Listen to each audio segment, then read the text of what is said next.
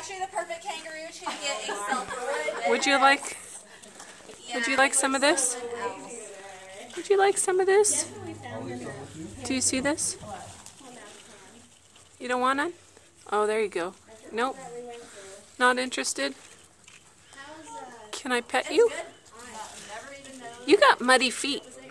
What have you been digging in? Muddy feet there.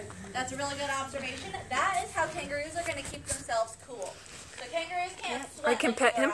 Yep. So what they do, they take this really Oh, thick you're spit, super smear it all soft. over their forearms where the blood Hi. vessels are nice and close to the surface. What are you doing under there? And that's how they keep cool. Here in captivity, we obviously provide them with food as well. What are you digging for? They don't have that luxury in the wild. What are you digging for? You can pet him backs and tails. I do really recommend patting their tails. Those tails are going to be solid muscle and strong enough to be able to support that full 200-pound body that he's talking about. This guy's... Lots of our guests actually compare it to a fuzzy snake. He's grinding his teeth. Yeah, Is that what they do? that's okay. Thanks. What are you digging They for? are really soft. What are you digging for?